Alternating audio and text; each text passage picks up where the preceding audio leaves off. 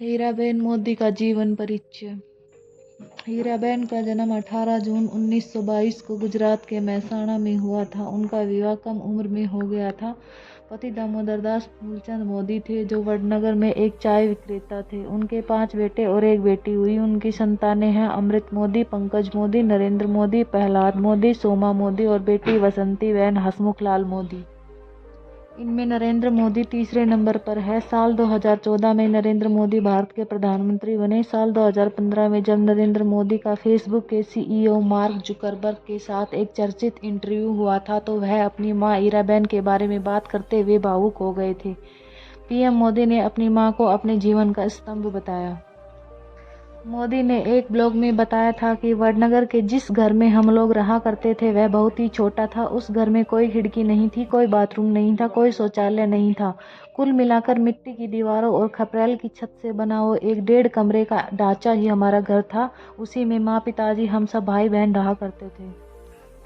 उनकी माँ समय की उतनी ही पाबंद थी। उन्हें भी सुबह 4 बजे उठने की आदत थी। सुबह सुबह ही वो बहुत सारे काम निपटा लिया करती थी। गेहूँ पीसना हो, बाजरा पीसना हो, चावल या दाल बीनना, सारे काम वो खुद करती थी। काम करते हुए माँ अपने कुछ पसंदीदा भजन या प्रभातियाँ गुनगुनाती रहती थी। नरसिंह मेहता जी का एक प्रसिद्ध भजन है, जलकमल छांडी जाने बाला स्वामी अमारो जाग से, वो उन्हें बहुत पसंद है। एक लोरी भी है, शिवाजी नू हालरडू, माँ ये भी बहुत गुनगुनाती थी।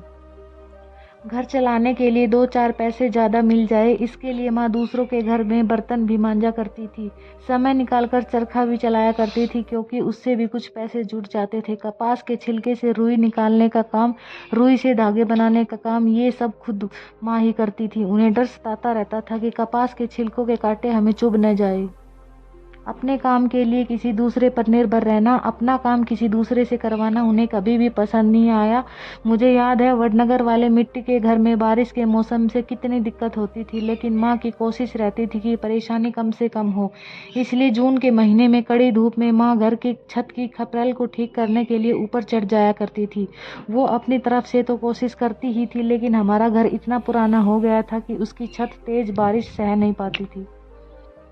बारिश में हमारे घर में कभी पानी यहाँ से टपकता था, कभी वहाँ से। पूरे घर में पानी ना भर जाए, घर की दीवारों को नुकसान ना पहुँचे, इसलिए माँ जमीन पर बर्तन रख दिया करती थी। छत से टपकता हुआ पानी उनमें इकट्ठा होता रहता था।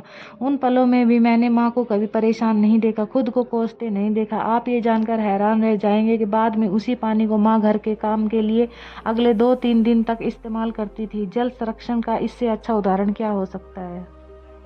माँ ये सिर्फ एक शब्द नहीं है, जीवन की ये वो भावना होती है जिसमें स्नेह, धैर्य, विश्वास, कितना कुछ समाया होता है। दुनिया का कोई भी कोना हो, कोई भी देश हो, हर संतान के मन में सबसे अनमोल स्नेह माँ के लिए होता है। माँ सिर्फ हमारा शरीर ही नहीं गढ़ती, बल्कि हमारा मन, हमारा व्यक्तित्व, हमारा आत्मविश्वास भी गढ़ती है। और अपने संतान के लिए ऐसा करते हुए वो खुद को खपा देती है, खुद को भुला देती है। हीराबेन मोदी की मृत्यु 30 दिसंबर 2022 को गुजरात के एक अस्पताल में इलाज के दौरान हो गई, और इससे उनका जीवन 99 साल की अवस्था में खत्म हो गया।